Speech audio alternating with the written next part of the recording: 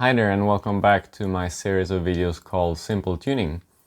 In today's video we'll talk about track width and hexes and how you can adjust the track width of the car using either the hexes on the hubs, or you can adjust it with the suspension inserts for the suspension arms. So you have two options to adjust the track width of the car, and I will explain how this can affect the handling and how we play with these settings for different conditions. So for example, the T4, it comes with a 2mm narrower rear track width compared to the front, and most of the time this is how we also run the car, with some fine adjustments for different conditions.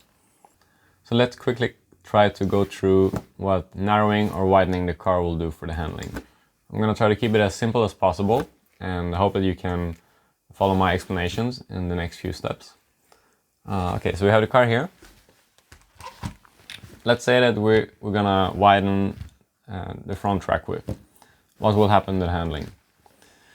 If you widen the front track width, the car will be less initially responsive. It will not turn in as hard. It will be less likely to traction roll on high grip surfaces, and it will also be less likely to overheat the front tires. If you narrow the front end of the car, it's going to do the opposite. It's going to turn in harder, it's going to have a sharper steering response, more side bite, but it's going to be more likely to overheat the front tires and to traction roll. And if we move to the rear end of the car, going wider in the rear will stabilize the rear, mainly on power. It will not rotate as hard from the center of the corner to the corner exit. On the other hand, if you go narrower in the rear, you will sacrifice some stability, especially on power coming out of the corner, but it will turn harder from the middle of the corner to the exit of the corner. So the car will rotate more, but it will be more difficult to drive. And it's really sensitive. Even the smallest change in track width will make a big difference on the track. So I hope that this simple explanation will give you a good idea of what we're going to talk about next. So we're going to move on to the section of the video where I will explain the difference between changing the track width with the hexes or with the suspension inserts. So let's move on to that and see what we can learn. So I'm going to give you this example here at the rear end of the car. You have first option, the quickest option to change the track width is by changing the hex here, which is this piece here.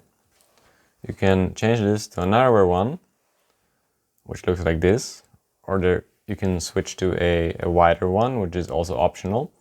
The one that is mounted here is the kit one, which is the middle one. The middle option, which is the best option for most conditions as a starting point. You can also buy optional shims, which are 0.75 millimeters in thickness as well. So they are the same thickness, which the hex makes a difference in. So by going to a wider hex equals to using this shim plus 0.75 millimeters. And of course then the narrower hex is minus 0.75 of a millimeter narrower. So that's very straightforward, very easy to change. How is this different to adjusting the track width with the suspension inserts? It's very important to understand the difference here, because it is a pretty significant difference. So let's take a look at the rear of the car. We have the block here with inserts.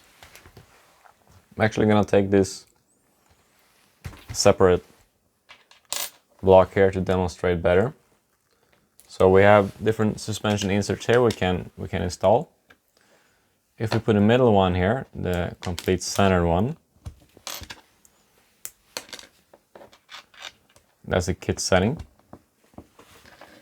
If you want to widen the car by 0.75 millimeters, the equal change which you would do with a wider hex or the shim, which I just showed you, then you would have to go to the one corner out insert. Not corner out, just one wider in this case, because we're not going to change the height at this point, we're just going to change the width. I'm going to do a video later on which talks about roll center and dive and squat and inboard toe and arm sweep, etc. But let's not dive into that today because it will be too much for one video. Okay, so we're going to go wider from 0 to 1 out. Need to do that on both sides.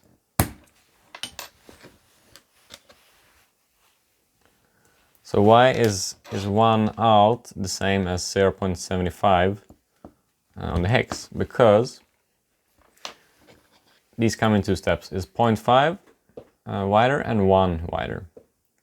Actually 0.5 wider is only 0.35 millimeters in reality of a difference in width. So when you use the 1 wider, that means that the car is 0.7 millimeters wider per side, not 1 millimeter.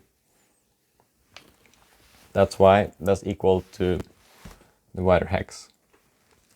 And you would have to adjust this obviously for the RF block as well, otherwise you are going to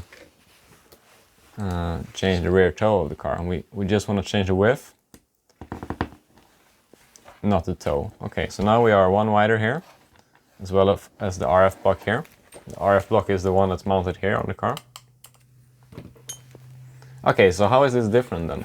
If you look at a car from this angle, if you move this point outwards, you are going to move the shock mounting point outwards as well. So the shock is going to be more laid down. You're basically changing the shock geometry.